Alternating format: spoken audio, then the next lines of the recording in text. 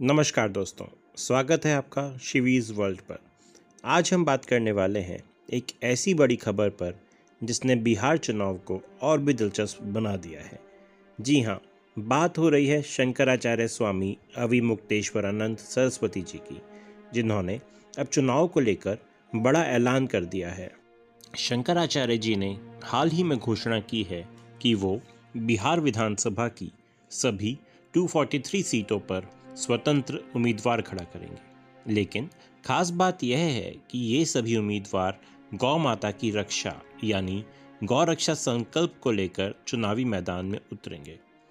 उन्होंने गौ रक्षा संकल्प यात्रा भी शुरू की है, जो 45 दिन तक बिहार के अलग अलग हिस्सों में चलेगी और लोगों को गाय की रक्षा और सनातन धर्म के महत्व के बारे में जागरूक करेगी। शंकराचार्य जी ने खुलकर बीजेपी और बाकी राजनीतिक दलों की खुली आलोचना की है। उन्होंने कहा कि ये लोग सिर्फ बातें करते हैं, लेकिन हकीकत में स्लॉटर हाउस और मांस निर्यात लगातार बढ़ता जा रहा है। और यहाँ देखा जाए तो शंकराचार्य जी गलत नहीं कह रहे हैं। 2014 में पिंक रेवोल्यूशन अर्थात कच्चे मांस के निर्यात के विरुद्ध मोदी जी ने भाषण देकर चुनाव जीता था, लेकिन जब से मोदी जी आए हैं तब से देश का मांस एक्सपोर्ट लगातार बढ़ता जा रहा है। ये आप 2019 की एक हेडलाइन देख रहे हैं, जिसमें दिखाया गया है कि मोदी जी ने यूपीए को तो क्रिटिसाइज़ करा था कि वो स्लॉटर हाउस को सब्सिडी प्रोवाइड कर रहे हैं, लेकिन उनकी गवर्नमेंट ने आने के बाद इस सब्सिडी को 33% और बढ़ा दिया है। देश में सनातन और हिंदू धर्म का परचम लहराने का दावा करने वाली सरकार इंडिया के बीफ एक्सपोर्ट को लगातार बढ़ाती जा रही है।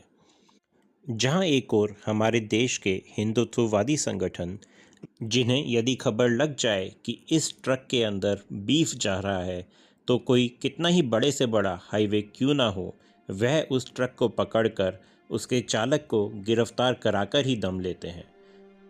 परंतु देश का इतना पशुधन, इतनी मात्रा में बीफ जो विदेशों में एक्सपोर्ट किया जा रहा है, उसका क्या?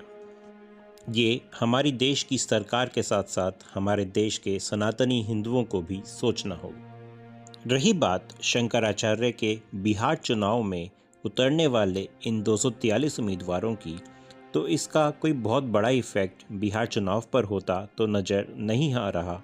लेकिन इस बहाने यदि शंकराचार्य बिहार तथा देश के युवाओं में गौ रक्षा की अलख जगाने में सफल हो जाते हैं तो भी शंकराचार्य को सफल माना जाएगा।